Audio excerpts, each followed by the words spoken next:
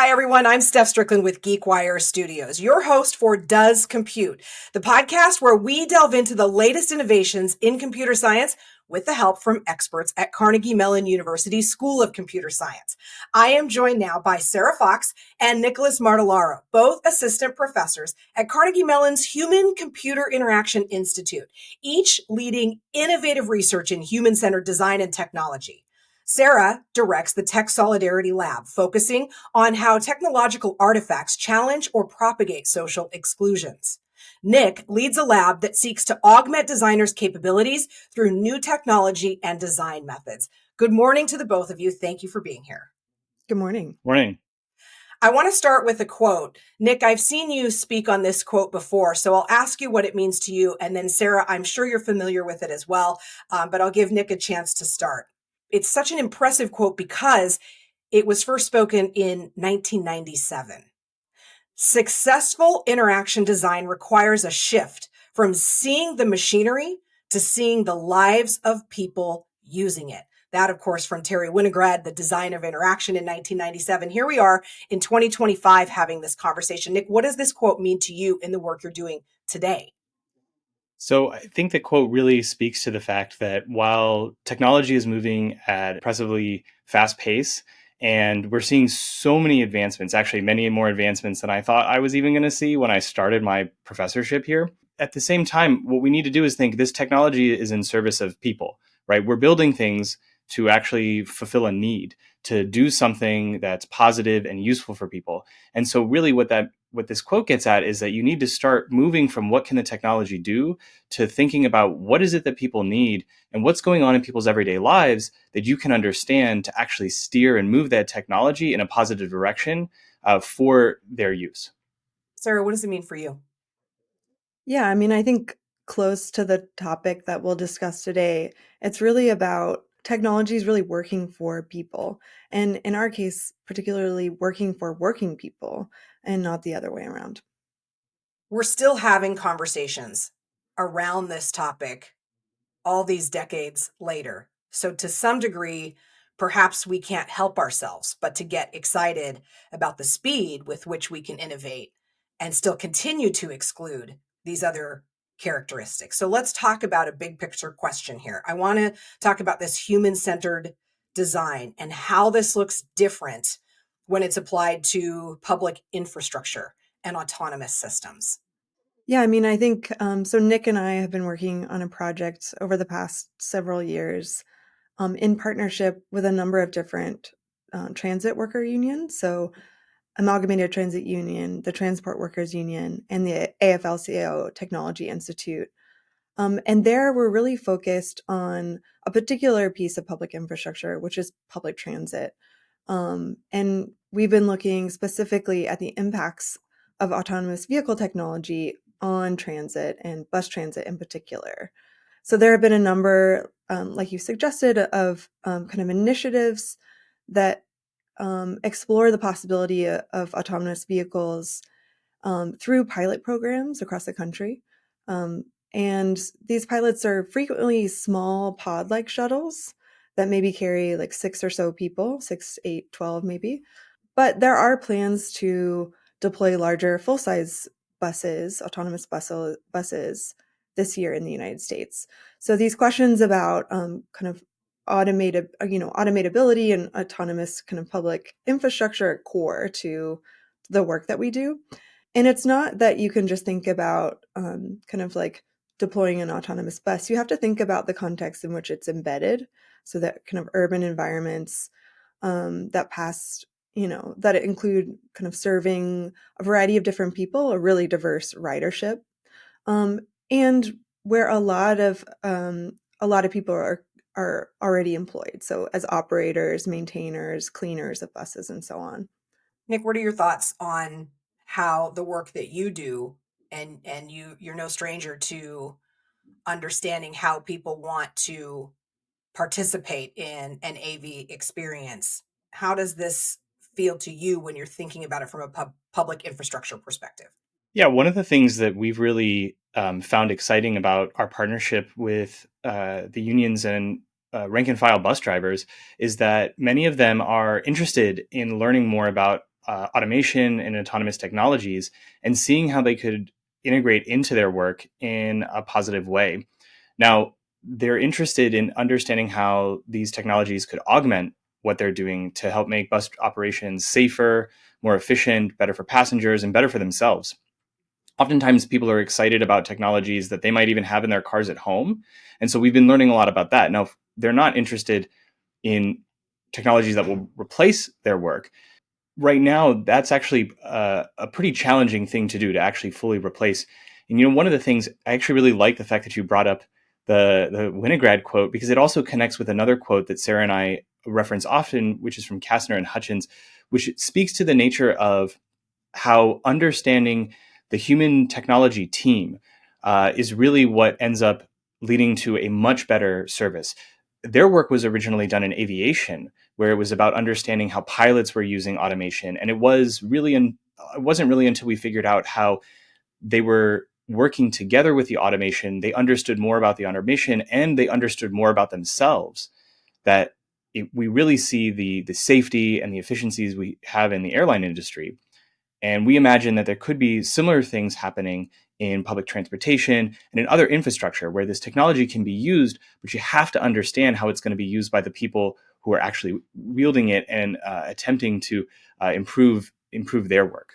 And I think an important piece of that too is that we have to view bus operators as the experts they are. The ways that we kind of look at pilots, the kind of professionalized role, esteemed role, we have to understand that bus operators, have a similar sort of kind of highly skilled range of tasks that they undertake. And that they deserve a seat at the table when transit technology is being conceptualized, designed, and deployed. I want to talk about the things that we've learned about bus drivers as it pertains to the considerations when creating an autonomous vehicle. It is beyond the ability to get from point A to point B. The human experience of it is so much more robust. And I think it's important to understand that before we get down into the nitty gritty of how you create the AV for something like bus driving. So tell me what we've learned about the human experience of this. Bus drivers, they tell us constantly over the course of our research that their job is to expect the unexpected. So they regularly confront kind of unexpected circumstances, both in navigating the road and managing the social environment of the bus. So these kinds of circumstances often require split-second decision-making. Think about how quickly you have to avoid an accident, like on the roadways if you drive. They also kind of manage the well-being of passengers via their kind of management of the bus inside. So they emphasize their role as kind of mediators of social space. So they could break up fights, they could respond to emergencies in the case of somebody having a stroke or a heart attack on or around the bus. So they're often kind of first responders in that sense. So generally, they kind of go above and beyond to ensure safety, accessibility. So they provide support to passengers with disabilities, kind of enabling them to get on the bus and secure into the bus if they have mobility aids and so on and so forth. So they're really about kind of providing mobility to a diverse ridership. And a lot of that involves a kind of human touch and kind of human cognition, like kind of rapid action in the case of actually driving the bus. So, Nick, how do you create the processes for people to be able to design for this? Because we don't want to remove or we shouldn't remove the human touch in this scenario because it is so much more dynamic than simply getting someone from point A to point B at a pre-specified time. The ways that Sarah and I work often fall under the sort of area of participatory design and collaborative design. We're doing a lot of work where we're engaging directly with bus operators and learning about their actual real lives, what's really happening on a bus. And this comes in many forms. We started our work actually doing a number of interviews and focus focus group sort of sessions where we brought bus drivers together actually from all over North America to talk with us about their experiences. Actually, it was quite interesting because not only were we able to answer questions that we had about individuals, but they played off each other, and they learned a lot actually about the similarities and even some of the differences, say regional differences that were happening. And that was really fun and interesting to learn about. From there, what we did was we actually did a diary study. This is a form of asynchronous study where people get a text message every day and they fill out a short diary entry. We did this with dozens of drivers across North America. They would fill out an entry every day for roughly a month, and they would tell us about all the things that happened during the day. What were times there they helped people? What were things that happened that were sort of off nominal, interesting or weird events? And from that, we got a really rich data set of the actual daily happenings of what's going on in a bus on the road all over the U.S. and parts of Canada. And from there, we're now looking to start engaging in work where we are actively designing, say, new interfaces, new technology, new solutions. And what we want to do is bring operators to the table and actually have them inform that. So not only do we have that information that we have from all these sort of interview and diary studies that we can go off of, all the stories, we can now start bringing them in. And this looks a lot like us presenting designs and getting direct feedback.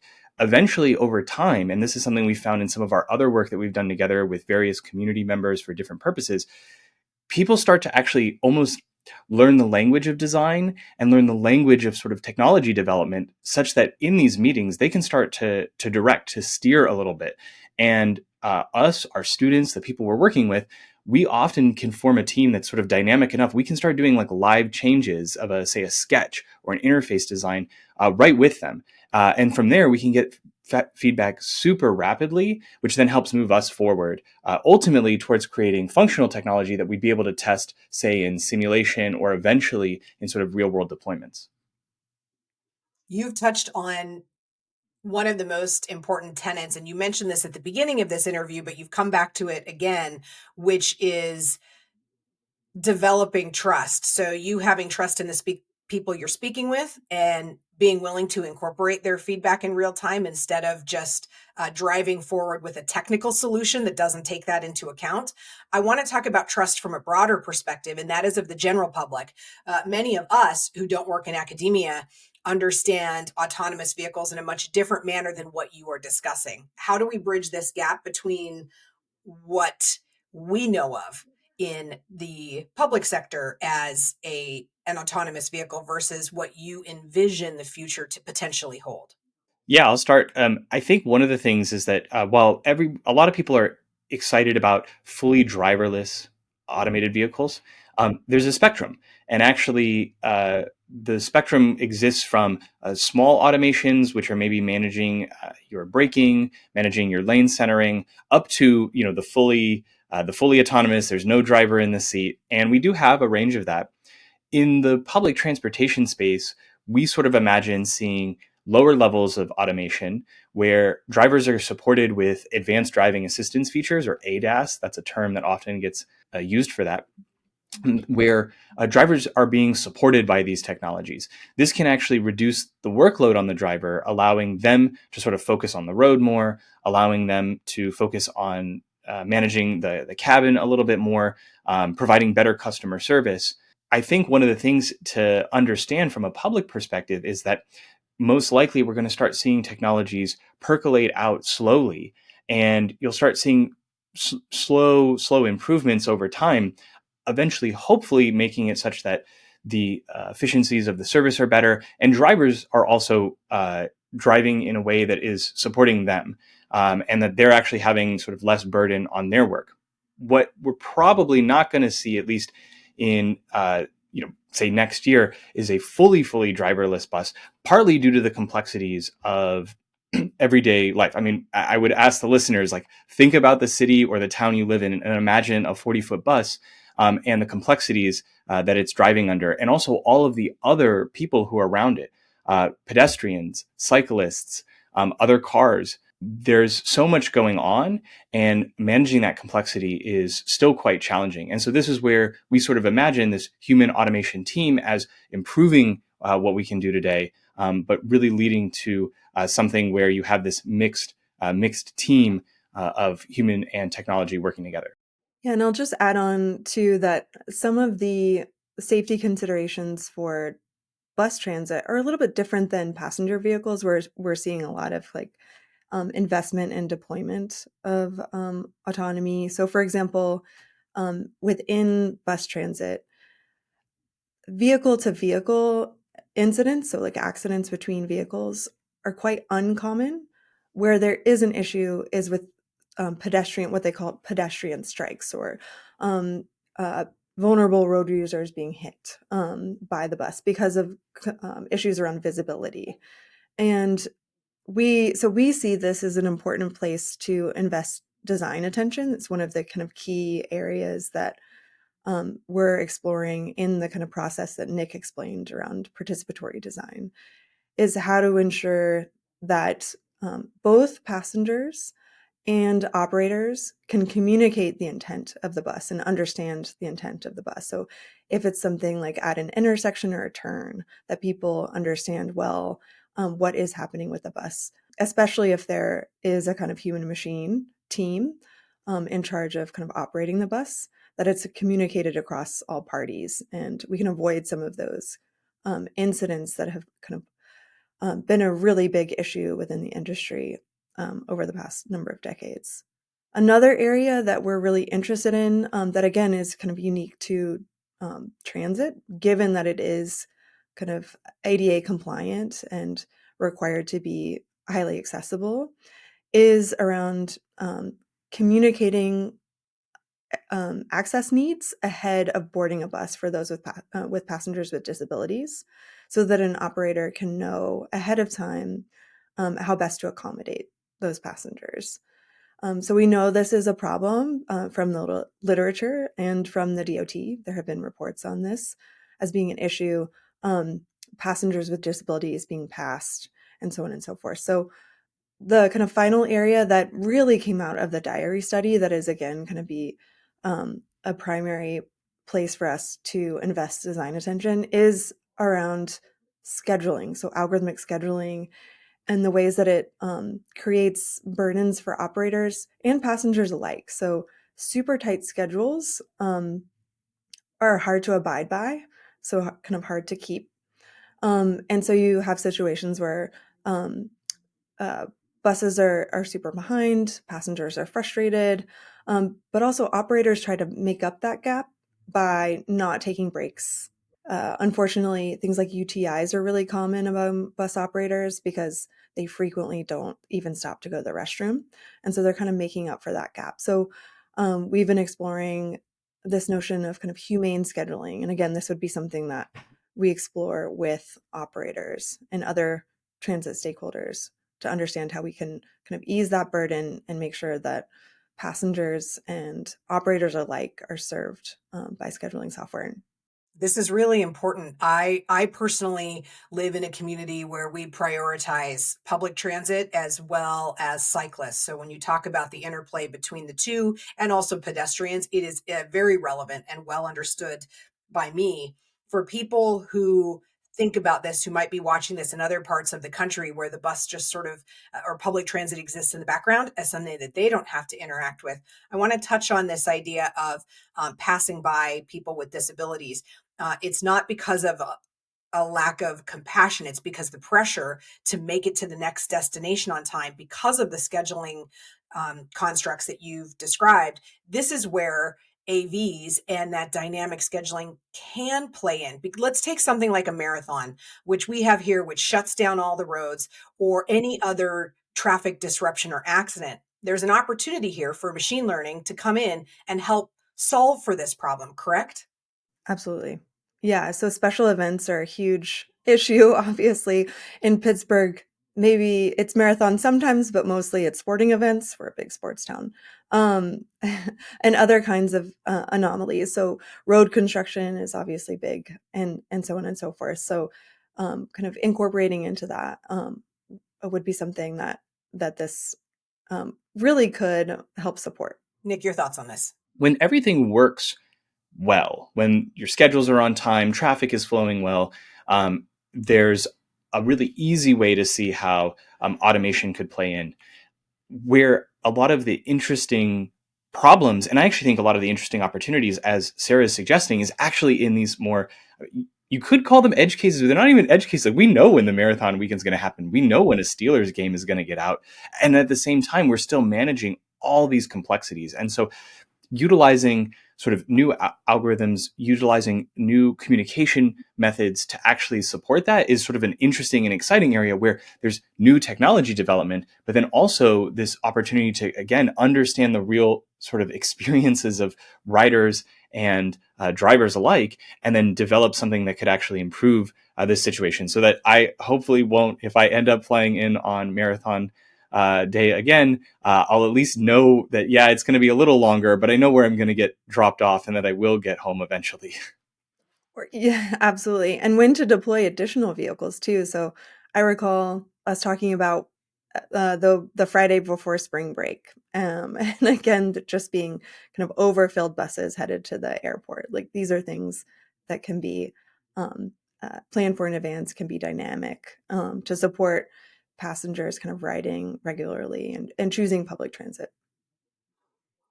When you talk about deploying additional vehicles, the first thing that comes to mind is the need for the staff and the labor workforce to be able to do this. And oftentimes, when we have a conversation about what ML, AV, AI can do in the space, it's often hung on the hook of job displacement. Tell me your views on this and how it fits into the research that you're doing, because both of you very clearly are not only cognizant of, but very worker forward in this discussion. Sarah, we'll start with you and then go to Nick.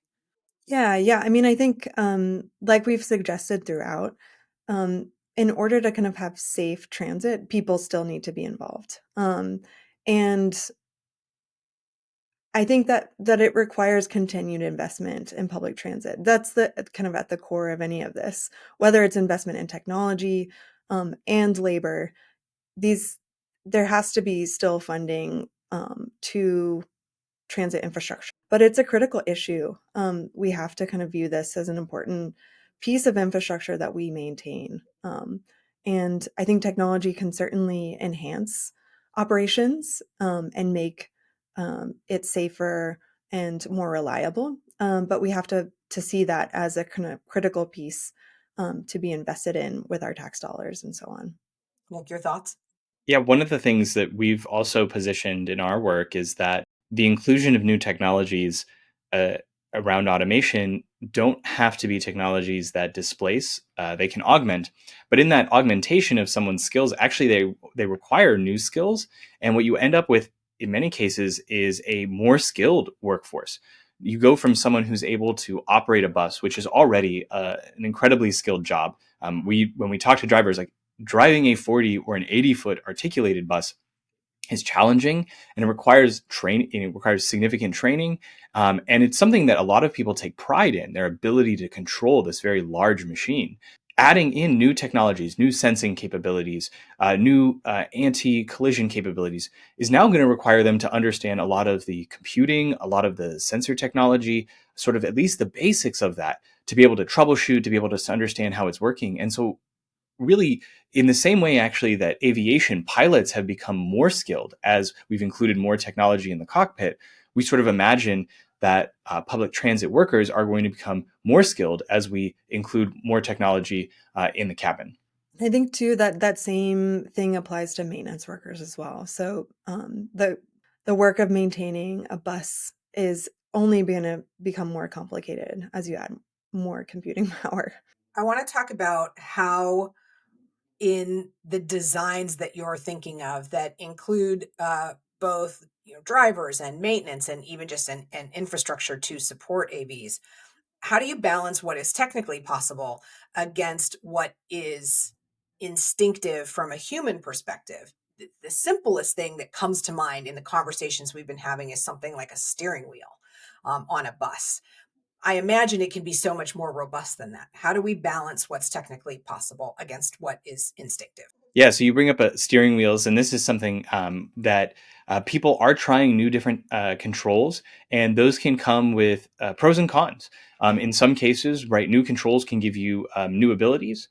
They can make it potentially easier to interact with something. At the same time, having controls that have been shown to work over decades. So long that we've had vehicles that we know that a steering wheel and pedals are pretty good. That when it's required that someone actually needs to utilize something to manually control the bus, having those interfaces that they're basically able to act on muscle memory to utilize can potentially be the best path forward. There's been instances, for example, in the past where they've tried, joystick type controls, smaller controls on shuttles, and they can be challenging to learn how to operate. They can sometimes be ergonomically not the best, right? They're not great for our bodies. Sometimes we have to put ourselves in odd positions to use them. A lot of design has gone into the ergonomics, the comfort, and the ability for people to utilize steering wheels and pedals in a nice cockpit sort of seat. And so I think that while it may feel exciting to try to explore new interfaces, and I think it's worth that exploration, we do need to look back and say, well, what works? I mean, at the end of the day, Sarah and I care about ultimately creating better technology that works. We want to work with and figure out the best solutions. And it's not that we have to have something always new or something that we haven't thought of before. Sometimes those things are a better solution, but sometimes the things that we've used for decades really are a really, really good solution. We've talked about collaboration in terms of the specific ways you've incorporated it, inviting bus drivers, a diary system, and open conversation, but also something that is foundational to the work that CMU does is collaboration within the department as well. And I want to talk to you about what that means from an academic perspective. I feel like when I have these conversations with people doing valuable research at CMU over and over again, this collaborative notion rises to the top in terms of the ability to accelerate good ideas and do the research to back up if these ideas work or not. From your perspective, what's the biggest sort of value for you in this collaborative dynamic? That's a nice thought, kind of like reflexive. I think Nick and I have worked together for a number of years, and I really value our collaboration. So coming at these questions from different viewpoints.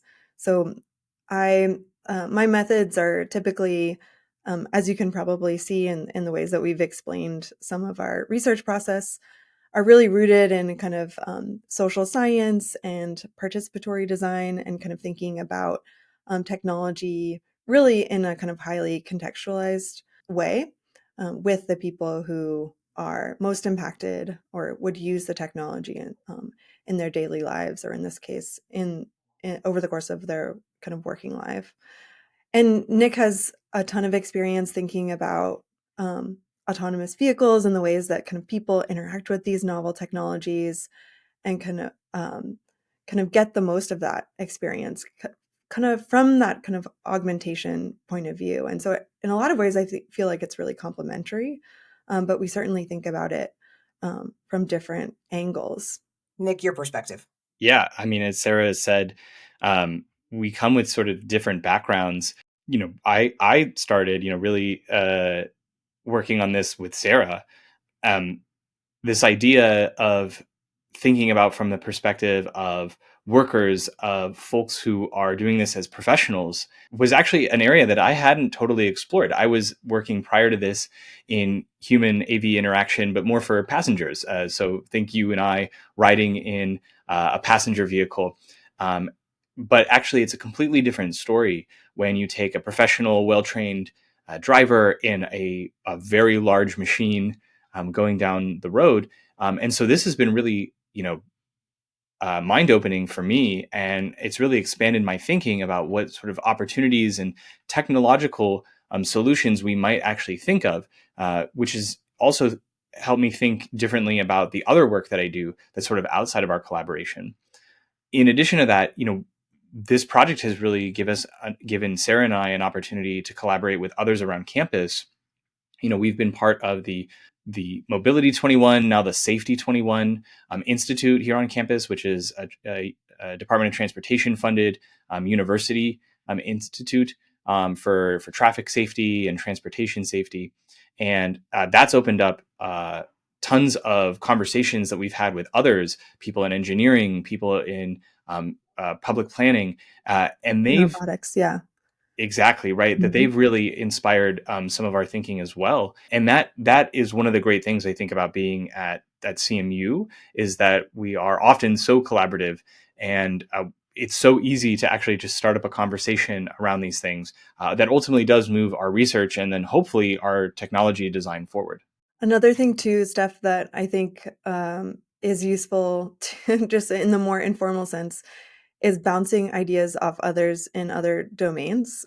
So, getting that kind of feasibility check is really useful, considering the kind of interdisciplinary perspectives that we bring on. It's like, would this work in the planning context? Not so much. This is like a well-tread problem or something like that. It's really useful to just have those like quick conversations to get a sense of some of these early design ideas that we've had with folks. Let's have a little fun for my final question and throw feasibility, practicality, financial constraints, all of it to the wind. And let's, Nick, to use your term, let's have a mind opening conversation about if you could build anything in the AV public transportation space, what would it be?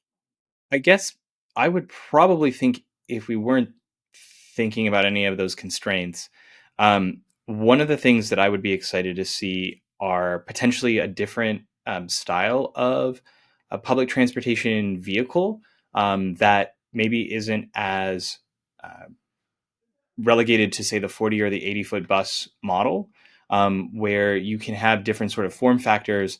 They can dynamically be sent around the city. They can serve different areas of the city and bring people into, say, more central transit areas. There are sort of explorations of this, but I think right now, what we kind of get is sort of either, well, you get sort of a car that maybe takes you somewhere. I actually think there's something in the middle, which is, what we are seeing in sort of this exciting space of AVs is smaller shuttles. But I think actually designing sort of shuttle-like or smaller vehicles that then can bring you to larger vehicles, and that all of those sort of work together in sort of a cohesive network, and that it actually, that from a passenger side, you have a lot more visibility into the system so that you can understand how to get around. And so it can kind of dynamically route for you to kind of get anywhere on public transit rather than having to figure out, okay, well, I'm going to do this and then I'm going to do this. And ultimately, I'm just going to drive my car.